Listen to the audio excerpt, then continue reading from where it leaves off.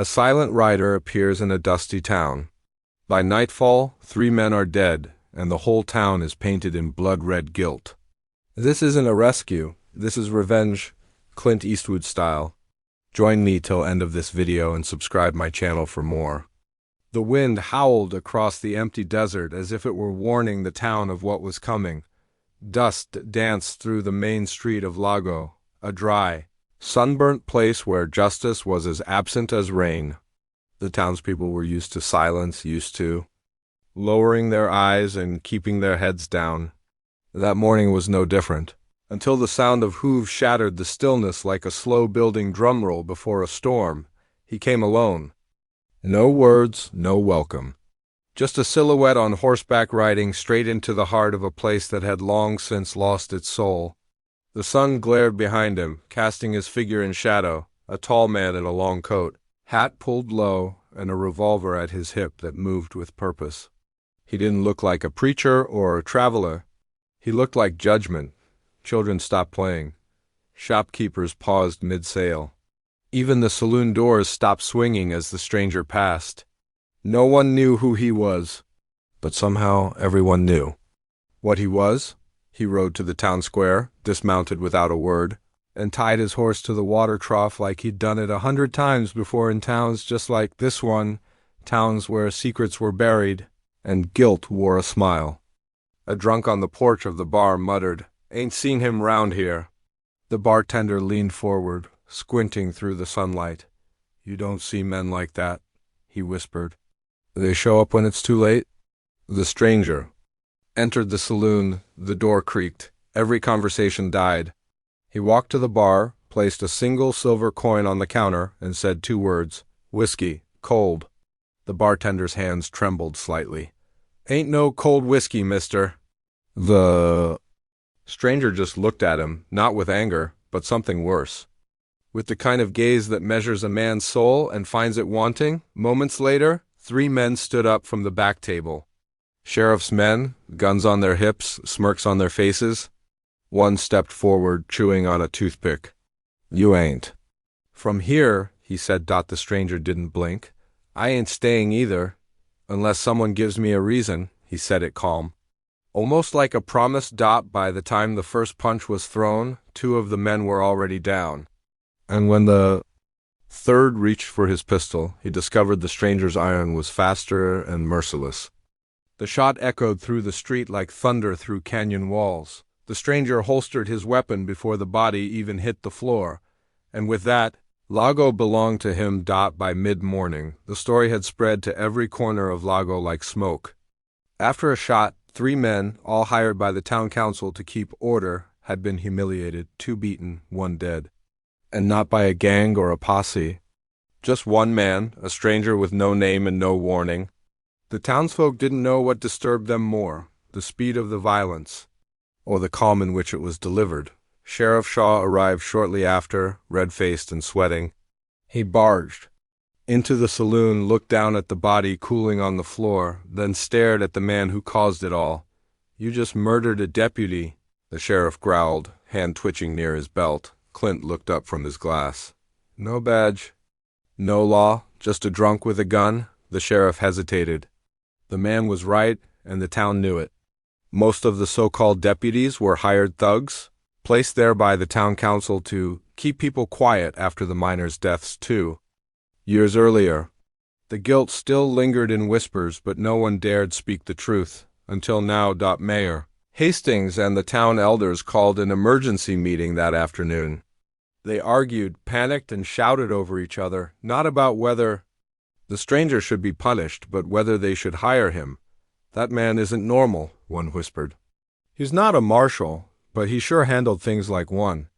Another leaned in, sweat dripping. "We need protection. The Carlin brothers get out of prison next week, and they ain't coming for gold. They're coming for revenge." The room fell silent. Everyone knew what he meant. 2 years ago, the Carlin gang was betrayed. Not by enemies, but by this very town. And now, that secret sin was about to come due. What if the stranger's here because he knows? Someone finally asked. That question changed everything. By sundown, a formal offer was made, awkward, desperate. dressed up in fake smiles and handshakes. We'd like you to oversee the town's defense, Mayor Hastings said. In exchange for room, board, and whatever you need. Clint didn't smile. He didn't even stand. I'll need supplies, he said, and paint. Paint? The mayor asked, puzzled. Clint leaned forward, eyes cold. Red, lots of red. The room fell silent again. Outside, children played in the dirt, unaware that tomorrow their town would begin to look different, because the man they just hired didn't come to save them. He came to bury the truth they tried to forget. Dawn. The air smelled like heat, sweat, and something else, unrest. The stranger didn't sleep in a bed that night. He stayed in the livery stable, sharpening tools, counting rounds, and watching the shadows of the town shift with the moon when the sun rose. He gave orders, simple ones, direct. Paint every building red, he said. Start with the church, end with the hotel. The townspeople hesitated. Paint their town red? It's symbolic, the mayor said nervously, trying to justify what even he didn't understand. Defensive strategy. Psychological warfare? Maybe, but his words rang hollow. The truth was, the town was already soaked in blood.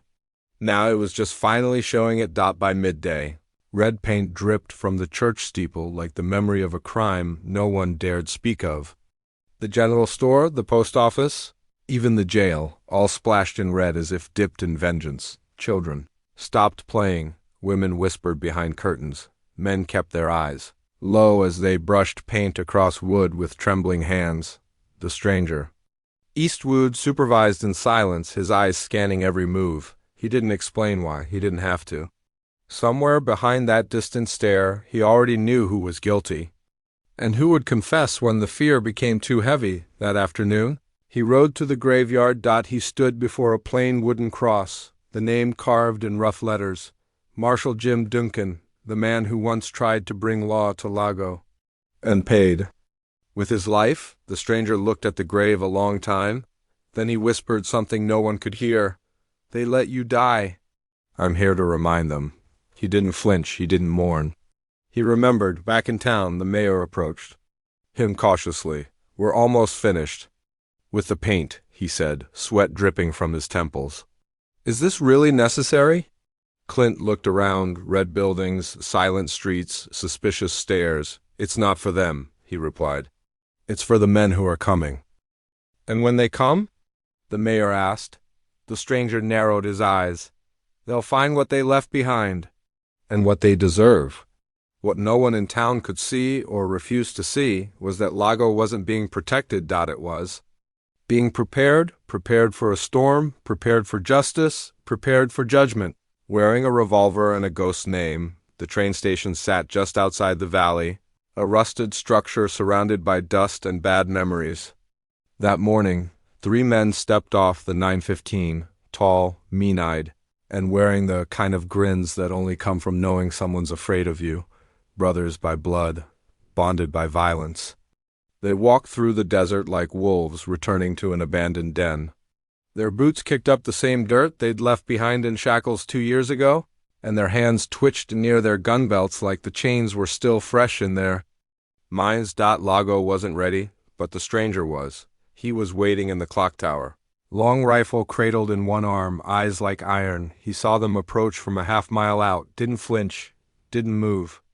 Just watched. Predators watch predators. And Clint Eastwood knew what kind of men were coming. The townspeople huddled behind windows. Mayor Hastings locked himself in his office. Sheriff Shaw walked into the saloon and poured 3 glasses of whiskey, one for each regret. And the red paint? It had dried. Now it looked like blood. The brothers rode into town slow, deliberate. Their eyes scanned the buildings, the people, the silence. They noticed the paint. They noticed the fear. But mostly they noticed him. The stranger stepped out. Of the shadows, calm as a coffin, Stacy spat. Heard you took care of our replacements. Clint didn't answer. Cole smirked. You the new law? No, Clint said flatly. I'm the reminder. They laughed. A hard, ugly sound. You planning to stop us alone? The stranger's hand hovered near his side. You're not the only ghosts in this town. And suddenly the laughter stopped, because something was off. The town wasn't hiding from the Carlins. It was hiding from the truth. And the stranger, whoever he really was, had dug it up and nailed it to the doors of every red building in town. "This ain't justice," Don snarled. "This is a setup." Clint nodded once. "That's right." "And you walked right into it." At that moment the church bell rang. Once, twice, a signal. Gunfire cracked. The first ambush came from the rooftops. Two townsmen, armed and sweating, fired down on the Carlins, not because they were brave, but because they were scared of what would happen if they didn't. The fight had begun, and the stranger? He moved like thunder wrapped in silence. Gunfire echoed off the buildings like a war drum. The red-painted walls turned darker as splinters and bullets tore into them. Townspeople screamed, ducking behind barrels and doors. Lago wasn't just under siege, it was being judged, and everyone knew it. The Carlin brothers fired back with deadly precision. They moved like men who had survived worse. Cole took cover behind the general store. Don rolled across the street and returned fire toward the bell tower. Stacy kicked in the saloon doors and fired into the shadows, but found only silence. "Come on out," he shouted. "You wanted this fight." But the stranger wasn't there, because the stranger didn't fight fair. He fought smart. From the rooftop, Clint Eastwood dropped behind Don Carlin like a shadow with a heartbeat. His boots barely made a sound before the butt of his rifle cracked across Dan's skull. The man dropped without a word. No scream, no warning. Just the sound of a mistake. Cole turned at the sound of his brother's collapse and caught a bullet clean through the thigh. He screamed, tried to crawl, tried to beg. "You think you were betrayed?" Clint asked, walking slowly toward him. "You were." "But not by me." Inside the saloon, Stacy held a townsman hostage. "Back off, or I drop him," he yelled, desperation leaking through his bravado. Clint didn't flinch. Didn't rush. He walked into the saloon like death in slow motion, his revolver raised. One shot. The bullet didn't hit the townsman. It hit the lantern behind Stacy. A flash of fire, a burst of flame. Stacy screamed. The room lit up in chaos, and Clint was already moving. In the flicker of the blaze, he disarmed the last Carlin. With a single shot and a heavy boot to the ribs, the fight was over, but the reckoning. WSN single quotes. Mayor Hastings emerged from hiding, dust covering his coat, eyes wide in disbelief. You did it." The stranger didn't answer. He walked into the center of town, blood on his coat, smoke curling from his barrel. He turned to the crowd. "The cowards, the liars, the ones who let Marshal Jim Duncan die years ago because justice would have cost them too much. The men you feared weren't your enemies. The real enemies are the ones you see in the mirror." No one spoke, because they knew he was right. The stranger turned toward the graveyard, his coat flapping in the wind. Behind him the town stood in ruin, but finally honest. No more lies. No more paint. Just truth and dust. The flames from the saloon had died down by the next morning. The bodies of the Carlin brothers were covered and laid out by the church, now stripped of its paint but still heavy with the stain of guilt. Smoke rose lazily from smoldering barrels. The dust had settled, but he was already gone. The townspeople woke to find the stable empty, the horse gone, the trail of hoofprints fading into the desert sun. No goodbyes, no thanks. No claim to gold or reward. Just absence and a lingering sense that they had been visited not by a man, but by a message.